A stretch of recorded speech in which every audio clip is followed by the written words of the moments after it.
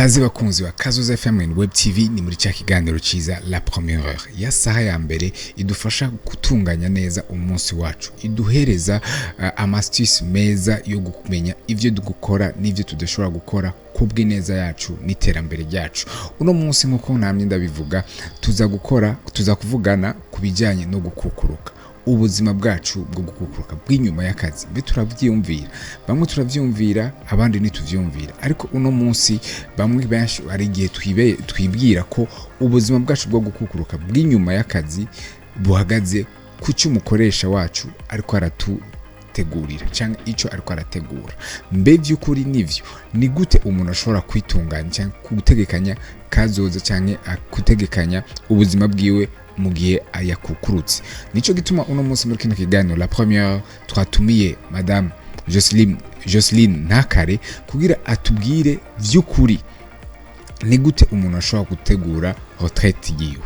Muri ico kiganiro turaza kuhumvira vyinshi, turaza gutahura uko ico gisata cyose gitunganije. Reka duhikaze Madame Jocelyne Ntakare kugira atuyagire neza vy'ukuri retraite niki, ariko imbere yaho reka ndaguhikaze ndanagushimira kuri uno mwanya uduhaye. Iminota 45 mu gatondo kare simike ubukwiye ubari ibindi byo gutegura umunsi buri kurakora, ariko kaze na merci kuba mwaremeye ubutumwa bwacu. Urakoze cyane Branly, wakoze kuntumira kubera biraza kumfasha kubwira bamwe mu bari nyuma yanje ko nanje nibaza ngo iyo ndabimenya kare ntaronka uwunyagira kare cyari kunshikana kure. Murakoze kubatakuzi kubatamuzi. Madame Jocelyne Ntakare asanzwe ari umwe mu ba coach de vie, akaba asanzwe afise n'ikigo cyitwa bien-être à tout âge. Nibaza ko ako kantu ka bien-être à tout âge ariko kantu nyamukuru mbere katumye uno munsi tunamwumve tuvuga tuti bien-être à tout âge, kubaho neza ku myaka no kuri ya myaka tuba twibaza ati nitukwiye ni nta buryo tugifise bwo kubaho neza, ariko ikigo ciwe kiraduherekeza kikatwigisha ingene dushobora kubaho neza peu importe imyaka dufise. Ariko rero tugiye neza na neza mu kiyago cacu ku bwanyu, iyo wumvise retraite witahura gute? Mbe ico gisata gitunganije gute, gikora gute, umukoresha abakozi ico gisata bakikoreramwo gute? Je numvise retraite numva ari ubuzima bushasha, kandi ubuzima bushasha bwiteguriwe. Ingene bitunganijwe bivana n'ibihugu. Nko mu gihugu cy'u Burundi abantu benshi bagenda muri retraite kuri 60 ans, kiretse muri ma système yandi ari international, ma organisation internationale usanga nabo bisunga ahandi. Hama rero icyantangandije nuko uretse ko Burundi twe benshi bagenda kuri 60, hari ibihugu byinshi bindi usanga bagenda kuri 65 67. Mu Bushinwa ho rero usanga abagabo batagira rimwe n'abagore muri retraite. Nk'umugabo afise aja muri retraite à 60 ans, umudamu agacagenda nka 55 ans. Twiwe iwacu turi kuri system y'Iburaya tugira rimwe. Hambere ingene bigenda umukoresha arafise ikibanza aragutegurira nkaho narindi experience mfise. Hariho fond de pension iriho, akaba ari formule pourcentage baplika ku mushahara w'umuntu. Rero hariho wasanga ari nka rémunération de base na logement, ugaca baplika ko un pourcentage. Iyo rero gaca yitwa pa patronal, umukoresha agukotiriza. Iruhande y'ivyo hagaca haba part y'umuemployé, bakubwira bati nawe uko umukoresha ariko aragushirirako nawe niwishirireko ayo mahera, kandi bari obligatoire. Bigitangura gushika arabo bitorohera mugabo bavuga ati ko yanzi ko utavu vyimvira nzoya gukata bazogira prélèvement ku mushahara. Ivyo bivuye aho hariho n'ahandi n'indi ushobora gukoresha ukavuga uti hariho fond de pension complémentaire. Mu kazi hari ubuzi bumwe bakwemerera ukavuga uti nzoza ndashira kwaya nubwo atari obligatoire. Akenshi barenga 45 baravyumvira akaza barishira kwa fond de pension complémentaire. Urashaka kubigira aho ukorera cyangwa ukabikorera mu assurance birabaho. ukavuga uti jewe nzohora preleva uretse ajya bantegeka nzohora ntora amafaranga ngana gutya ndatware muri fond de pension complémentaire ntuyakora kutageze gutaha oya ikiringo eh nibagwikiriye oya nyuma kuzogere gutaha ikindi naco hariho ijya anye sécurité sociale INSS naho nyene ari amahera yo yari obligatoire ni leta yashinze mwese usanga abantu benshi hariho plafond mutarenze rero utwo dufaranga twa INSS hageze kutaha bakagusezera ku kazi y'amahera babika barashobora kugira des comptes final hariho ama entreprise amwe acavuga ati turavanye ko gahunda yaguterekera gaca baterekaho hanyuma muri INSS naho bazoza baraguha agakonti gute kuri amahera agakonti gute mensuel apen gashobora gukuvura igitoro bivana n'ingene ukonsoma mugabo nakantu nyene kagaserumu nyene kaba karaho hagufa wozanzama kaba karaho abakozi benshi barakunda nk'ubu uratubwiye ko hari amashira hamwe bakubwira ati turavanye ko turagushiriye ko abandi ugasanga INSS irahari rimwe na rimwe abakozi cyangwa bw'abasalariye bagiye muri logique yuko ubuzima bwabo bw'inyuma bwo gukukuruka buhagaze cyane kumukoresha ivyiko arakora uno munsi ingene ko baziganiriza uno munsi be nivyo ubuzima bw'umukukuruke buhagaze kumukoresha yakoreye sinovuga ko buhagaze totalement kumukoresha reka tuvuge ko ari en partie umukoresha arakujejwe ico gituma umukoresha kuva wa munsi akrea emploi akavuga ati muri aya service nkeneye iyi emploi ndayikreye ndiko ndarondera umuntu aza guhura ni profil ndiko ndarondera kuva ico gihe abazi nazo muhemba abazi umaze kumenya azo muhemba amenya nazo mukotiriza amenya vyose sivyo ico atamenya n'ikiringo ko ntabarabona neza imyaka umuntu agiye ko rero mugabo arafise yindi devoir kujya warokrisa umuntu ahuza n'ivyo ushaka bakora ahure n'ijambo wakreye baca bafata hejuru yo kumurekrita bakamuforma bakamwinjiza muri moule kugira ngo ashobore kwishura kubikorwa vyose bateguye sinomwe ni moule gusa baraguformata ku buryo uvyuka wiyumvira ko kazi ukarara wiyumvira ko kazi ukabaka wewe nyene usigara witwa ko kazi hanyuma rero devoir aho navuze arinda kuba afise umukoresha kugira wamukuye mu buzima busanzwe ukamuformata agasigara yumvira akazi ufise devoir yo kumutegura ukamuherekeza ingene subira muri bwa buzi mabusanzwe nihage ahenshi rero ntibabikora aravuga ati wewe warankoreye imyaka irakwiye ngibi vyawe uzimenye bari bakwiye kubaherekeza imyaka y'imbere nk'itanu y'imbere canke iki bagatangura kubafasha kuko nabo baba barakoreye ayo mashira hamwe canke ama organisation mbere rero twovuga yuko byukuri umukozi uno munsi ariko ari yumvira ko ugukukuruka kwiwe kuhagaze kumukoresha ntabakosheje hanini ntaba yihenze ntibiba bikwiye nivyo umukoresha aramujejwe azomurira pa patronal kandi abishoboye yo mwakompanya nubwo batabikora ariko igikorwa kinini kiri kuri nyene akazi ku buzima nyene ubuzima uzoba muri ubwo buzima nindi ni wewe nyene na wewe nyene muzohurirayo wewe na wewe nyene hanyuma ico warukwiye kugira umukozi yarakwiye gutahura la différence entre l'emploi et le travail l'emploi nije wasanze iteguye hamukinjiramo ukabikora ko bagutegetse ni A B C D hamuhejeje ngaho gataha bukeye ugatsubira iki niki iyo ni emploi le travail ni vya bindi vyose wakora kugira ushobore kubashobore kukwemera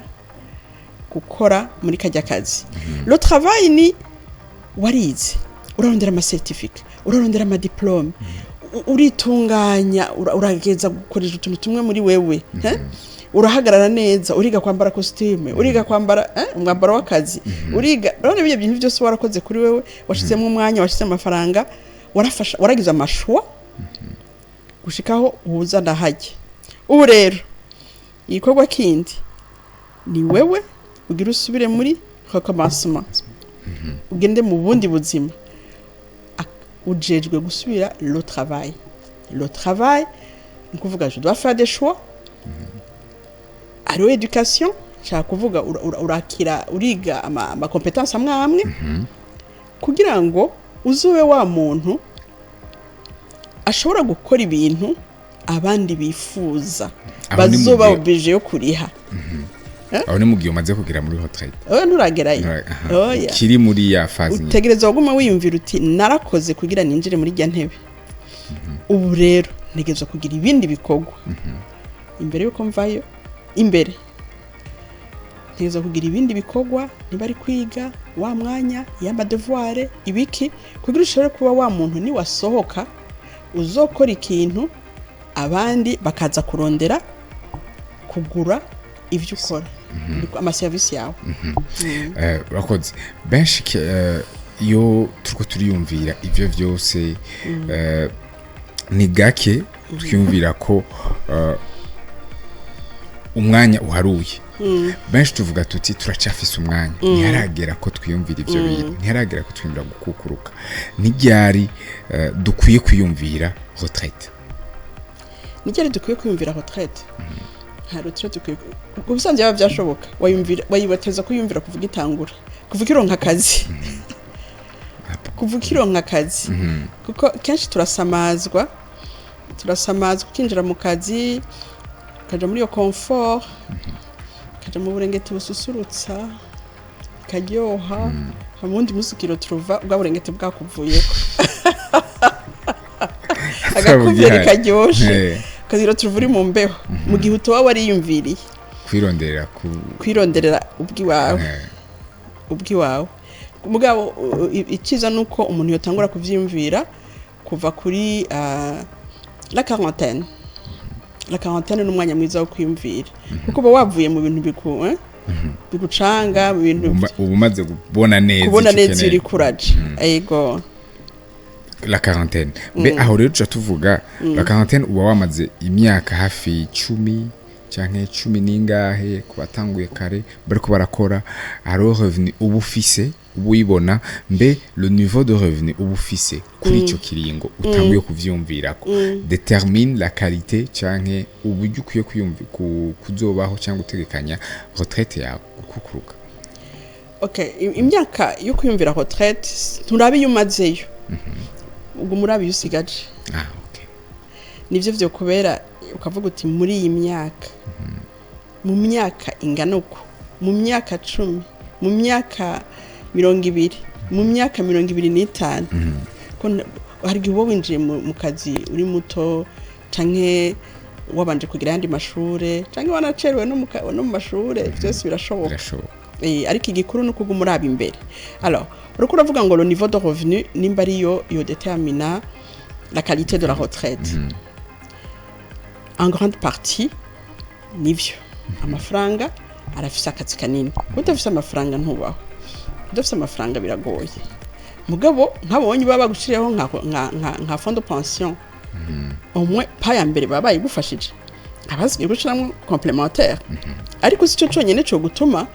kubera la qualité de la vie isigura vyinshi hari abantu benshi babitse amafaranga bayafise mugabo batava mu gitanda kubera ingwara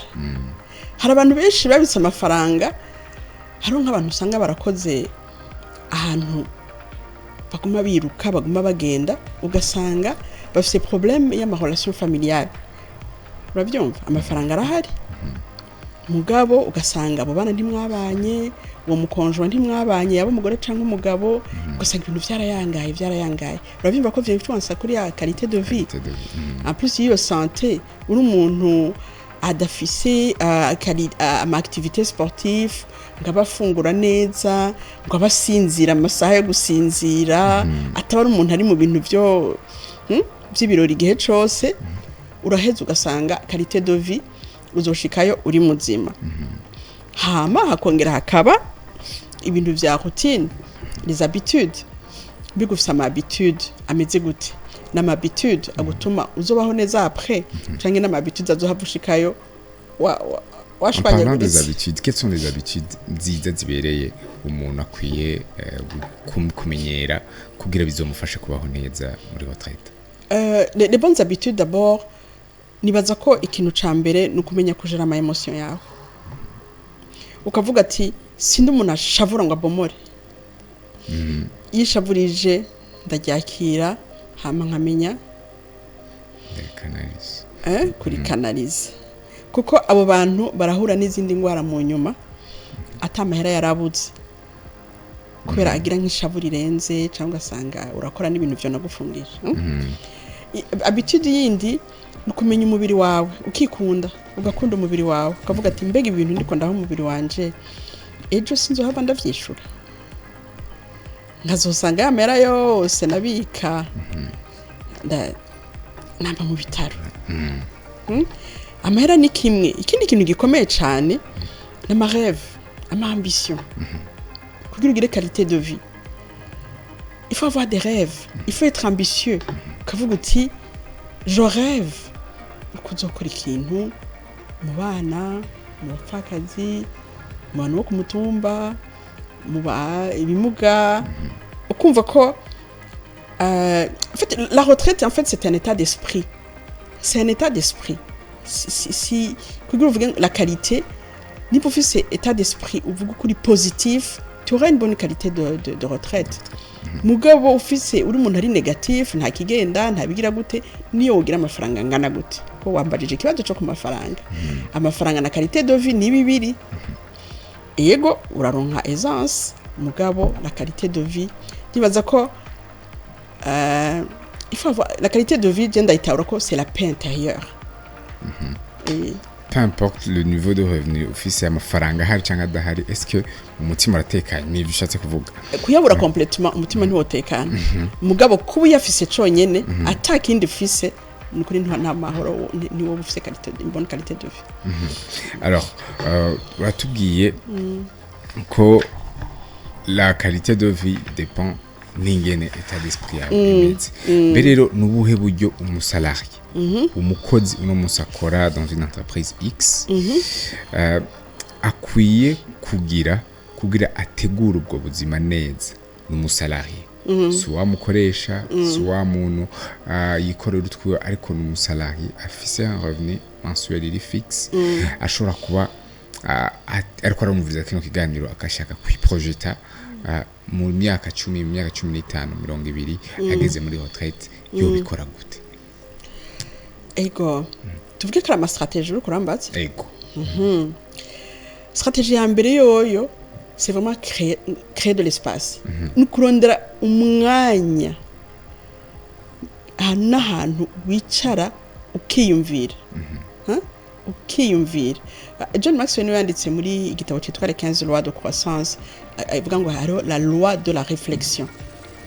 donc trouver un temps un espace régulier wamugendamwo ushobora kubigira ngo une fois la semaine canke ijyari uvuga uti ndagiye kwimvira iki kintu nk'uje naravuga ati le dimanche après midi ndagiye ikibanza canje ndakunda kuba ndi en face du lac ndagiye kwiyumvira ku buzima bwanje ikindi naco mbeugiye kwiyumvira ikinyene ariyo ma question ashobora kuguherekeza muri iyo réflexion waronse ikibanza ahantu utekanye nicaye kuri lac ndaba amazi nkaraba imisozi yo muri Kongo ucume ngo ubuzima bwanje ndabubona imbere yanje umigo ndabubona imbere yanje urumva ibibazo byo guherekeza nukwibaza uti nzoba ndihe mu myaka 10 mu myaka 20 mu myaka 30 cyo cyo bari kibazo ca mbere mbega nzoba ndiko nkora iki canke ni igiki nzoba ndiko ndafasha community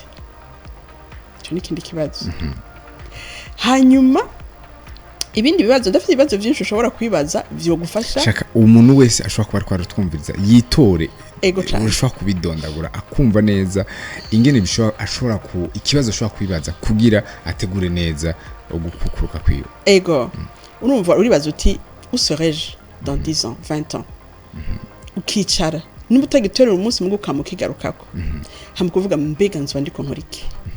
kintunga canke gifasha community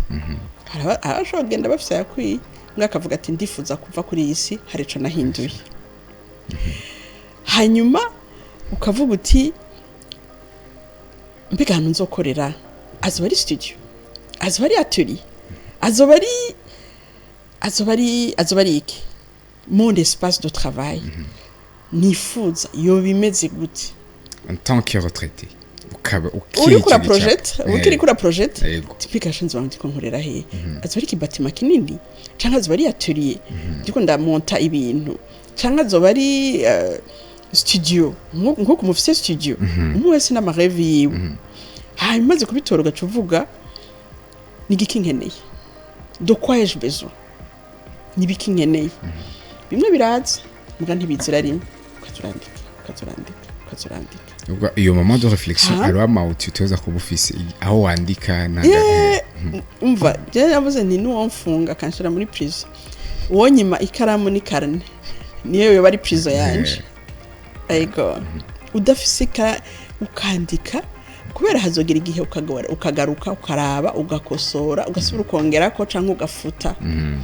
iyo wagiye urandika rero je nabona uvume ngo umutwe urakorana cane n'ikaramu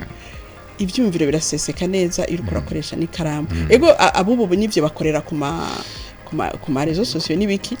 ariko nuvume ngo hariho connexion entre la mémoire n'ikaramu ngo umutwe urishura neza hanyuma ibindi kibazo ushobora kwibaza nibiki nzoba nkeneye nawe uvuga uti nzoba nkeneye ikamyo canke tracteur vyandike nta kibazo hanyuma ugasura ukibaza uti quels sont les moyens que moi je décide de mettre en place n'amafaranga sindamenye neza ingene azokora mugabo nayahe mafaranga kuva uno munsi ndesize kwama shira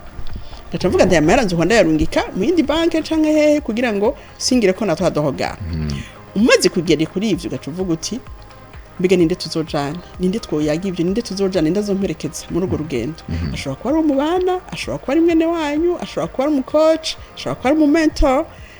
hanyuma kavuga canke ukavuga uti ninde azomfasha muri ivyo bintu kuko urabikora muguru kagera ahantu uganiriye n'umuntu akakubwira ati ivyo bintu ndazi umuntu abikora akaba kuhaye itwiyo nyene ego hamurumva ego la retraite vraiment c'est vraiment une occasion de se réinventer de se reconnecter avec ses valeurs voilà ego de contribuer dans la société hariho ikintu bakunda kuvuga yuko kenshi iyo turiko turakora dukora selon les cahiers de charge tuba twahawe ku kazi ariko hari ikintu ciwacu passion icyo tuba dushaka retraite naho ni gute umuntu ashobora gushikaho gutegura retraite ku buryo kimwe basi yahora afata nka passion ataronsa akaryo ko gukora pendant les 20-30 ans ariko arakora akazi kamutunga ariko hagera muri retraite akaronka uburyo bwo gukora hama icyo cyo gukora kikamuzanira n'uburyo bwo kubaho ku munsi birashoboka muri retraite byo bigenza gute naho ni kuvuga ko ikintu yahora yifuza gukora cyo nogereranya retraite nakujya umuntu afata ikonje umeze gute iyo wafashe ikonje tuvuge nk'iyo ufashe ikonje yomara nk'indwi zitatu cyangwa ukwezi ari indwi imwe wavuga uti ndarushe reka mbanze nduhuke mu gihe umuntu yoguha ikonje y'ukwezi cyangwa amezi abiri buya wakora iki rero uko kuntu woba occupé muri ico kiringo birakwereka uzoba wavuye mu kazi hari abantu bafata nk'ubu je nkumvuze ati ndafashe ikonje ndacamvuga nti niwo mwanya wo gusubiramo jardin yanje gaca ndayijamo uravyumva ko muri retraite nimba nama ndabikora kenshi muri retraite turavuga ko iyo jardin izoza nimba muri retraite hari abana mpora nankadra bambe muri congé canke nimba mpora nsoma ibitabo ni kuvuga ko tegura ko no muri retraite ivyo bintu bizoza rero nimba ari ikintu kigupasiona ingene cyo gufasha uvuga uti ego ndabikora ndabishatse muga nta na formation ndabifise mo passion muga le talent se développe avec des formations mu gihe ugifise amafaranga uhembwa raba ababikora mieux que toi nubwo bigupasiona raba ababikora mieux que toi wige urabe ingene vyokogwa neza kurusha hamaze kuvyiga buhoro buhoro ntibikuremere yari ibintu ukunda ahubwo uvuga ati ndabonye ingene nzobikora mieux que nahora ndabikora buhoro buhoro rero kuvuga ifise n'amafaranga ukirihira ivyo bintu bikagenda bigutwara rero guperfectiona y'amapassion yawe. Madame Jocelyne hariho uno munsi abashobora kuba baratwumviriza bafite imyaka 40 45 bariko bariyumvira retraite bobo ni gute bashobora botangura gutegura retraite yabo hama aussi no kugwaruka bagitangura buzi abobo uwo babwira iki kugira batangure kwiyumvira ko un jour hazogera bakaja muri retraite. Urakoze uzi kugwaruka bari en avance kurusha abo ba 40 ans. Ah bon? Ego cyane. Gute? Murantangazwa n'abana ndafise abana bari muri iyo myaka apana abo ba 40 mugabo ugwaruka bari mu university niki. Abo bana barakubwira ati jewe tije sinzoshobora gukorera umuntu imyaka yanje yose. Bari en avance. Sinzi ingene bigenda abantu bakuze niba usanga bigora kumva ingene bazobaho après. Mugabo abandi baravuga ati ndiko nkora umwanya muto ninashika kuri iki doca ntangura ivyanje. Ni kuri abo bubi n'igitangaza. Alors abo ba 40 ans rero bohera hehe ni kwanza ukamenya uri bigaje nkora gute nkundiki ingufu zanje ziri hehe mbige niko ndaserva muri societe ni cyahe abantu bamba hari gihe muri societe iyo ugira nka benevola usanga sinzi ko wowe waragiye nko magroupe canke ama association canke iki abashira hamwe hari umuntu bama bajeja ikintu baramubonyemwo amatano ugasanga ati wewe ngaho ubuze ibintu birapfa no mu muryango ugasanga wewe ngaho ubuze ibintu birapfa baba ariko barakwereka icyo utabona ni kumenya uri rero n'amaforce yawe ahari hanyuma ikindi naco ifo kuba umuntu areva umuntu afise des rêves umwe apana za ma rêve yo mwijoro usinziriye wahengamye oya kurota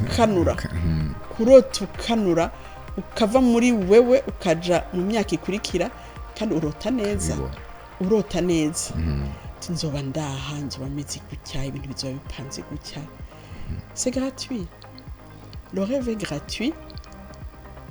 donc le chemin pour y arriver ni tari gratuit muga rêver umuntu atareva nawe ntashika kure. Il faut rêver grand. Hamaze ko rêva, ça veut dire que tu commences à avoir une vision.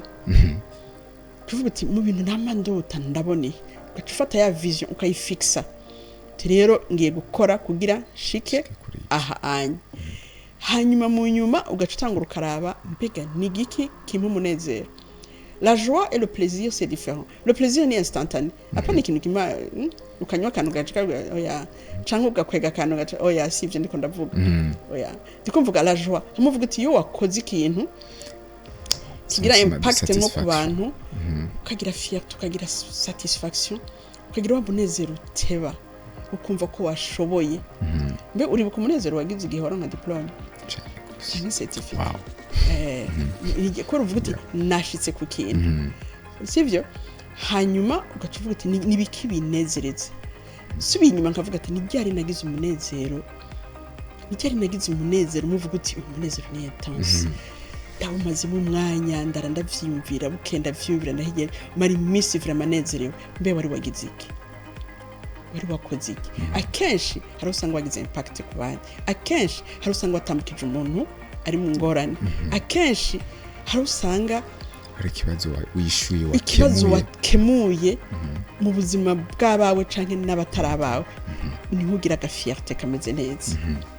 hanyuma rero ugacuraba mbiga abantu turiko turajana turiko tugenda mu nzira nziza izo nshikana kuri retraite imeze neza canke abantu bariko barancereza kuko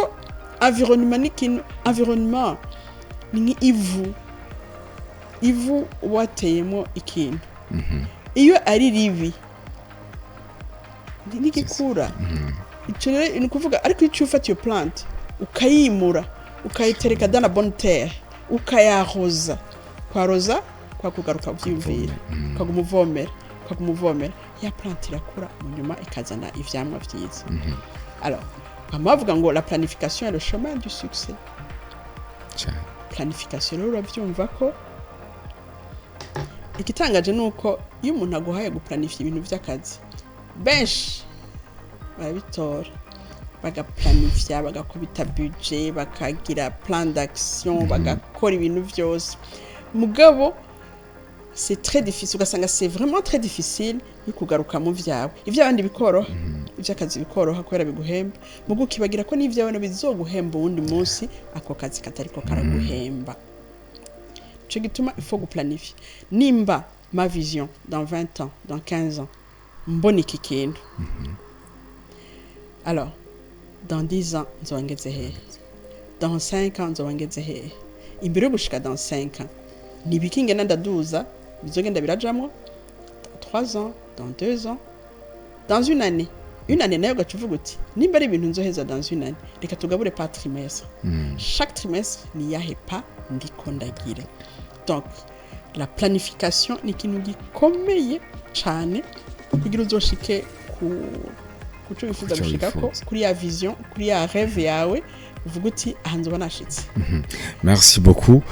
Uravuze ikintu gihambaye la planification kandi uravuze kandi nibaza ko kaza gufasha abantu benshi. Ni kanshi usanga mu kazi tukora guplanifya ivy'akazi bituyorohera ariko iyo turiko turaplanifya ivy'iwacu ubuzima bwacu bwite ugasanga biragoranye. Mbe imbere ko dutandukira kuri ico kibazo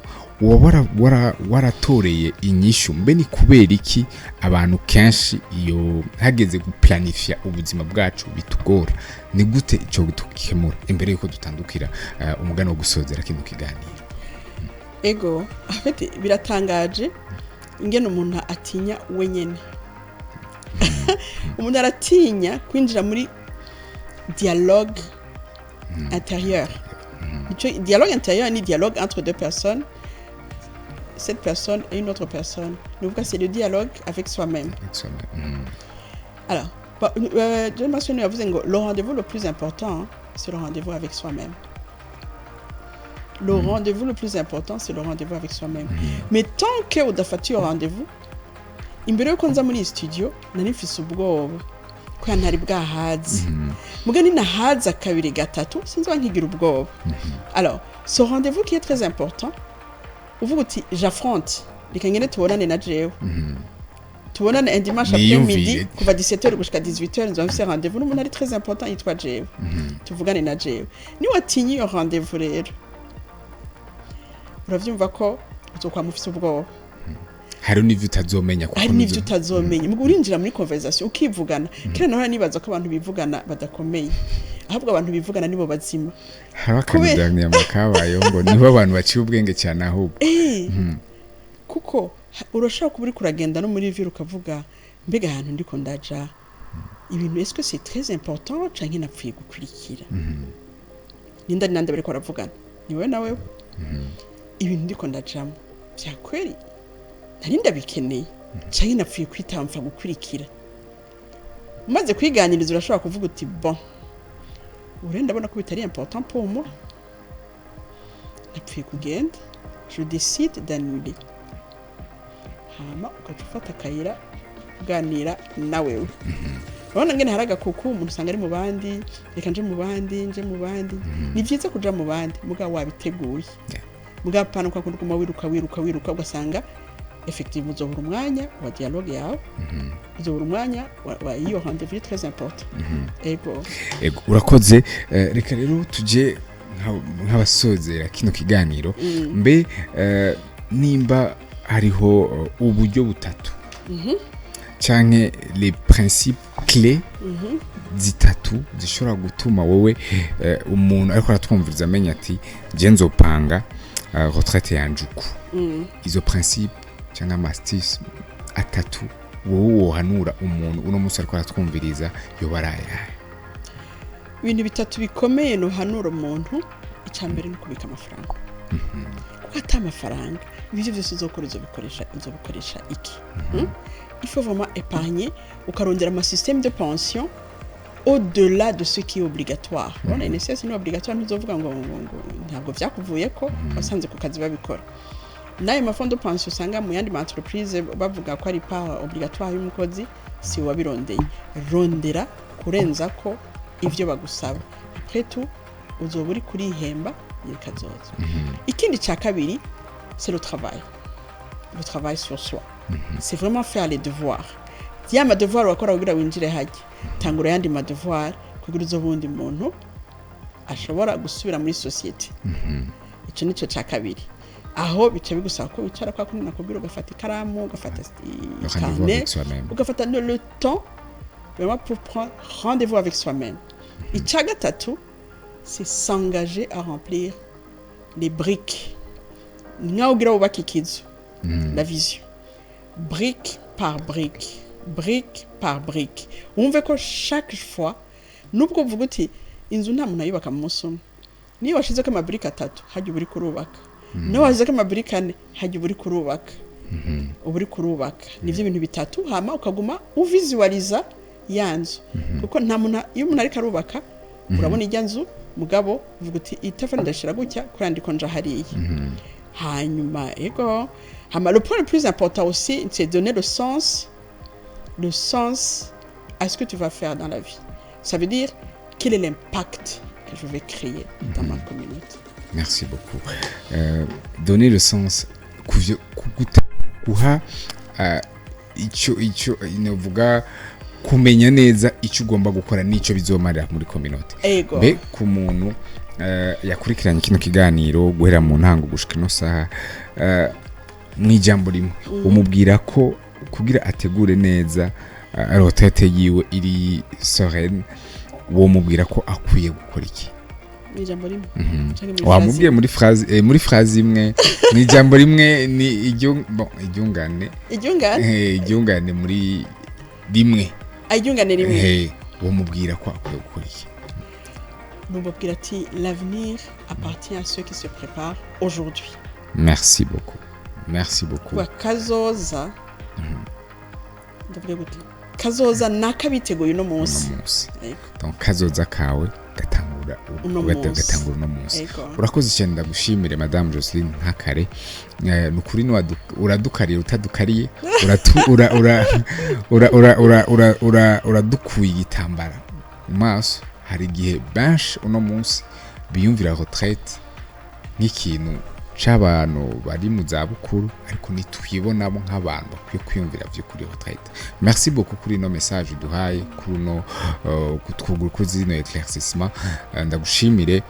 uze ufashe benshi kandi ndiza ko na kino kiganiro kigiye gufasha benshi babatwumvirije. Ndakunda kubaza kenshi iyo nagize ikiganiro nateguye ibibazo hari igihe muramvuga nti twavuze byinshi byo twateguye ariko eske icyari ku mutima icyo wari wumva ko ushaka gutanga coba cyatanzwe nimba kitatanzwe coba ari ikihe? Cyane baza ko nabitanze ariko ngaruke ko kwitegura retraite si habi n'ubundi buzima bushobora kuryoha ubitanguye kuvyumvira hakiri kare. Merci beaucoup. Nabifurize kugira umunsi mwiza karagatondo keza agatondo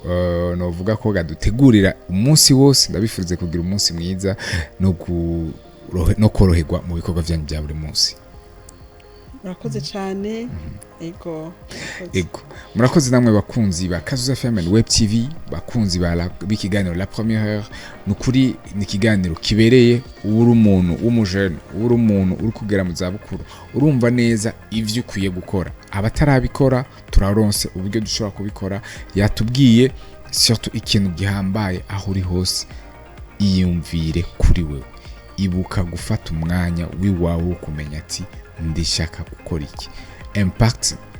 aruhande y'akazi nkeneye gutanga muri communauté ni iyahe. Ni ikintu gihambaye cyane. Benshi